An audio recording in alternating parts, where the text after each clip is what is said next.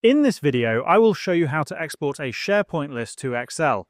Begin by logging into your Microsoft 365 account and navigating to SharePoint.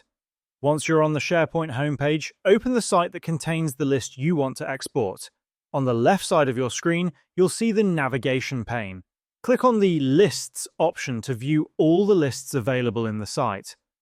Select the specific list you want to export by clicking on it. Once the list is open, you'll see all the data it contains. To export the list, click on the Export option located at the top of the list. A drop-down menu will appear, offering several file formats for export. Select Export to Excel. Once you click Export to Excel, a file will automatically download to your computer. Locate the downloaded file in your Downloads folder, right-click on it, and click on Open With. Then select Excel and click OK. If this pop-up appears, click on Enable. If this is your first time exporting a list to Excel, you may be prompted to log in to your Microsoft account.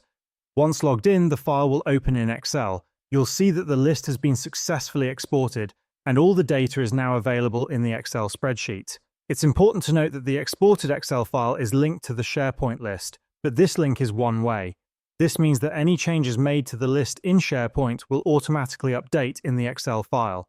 However, changes made in the Excel file will not update the SharePoint list. For example, if you add a new item to the SharePoint list, you can refresh the Excel file to see the update. To do this, go back to your SharePoint site, add a new item to the list, and then return to Excel.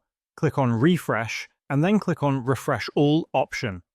After that, the new item will appear in the Excel file. This feature is particularly useful for keeping track of changes and ensuring that your data is always up to date.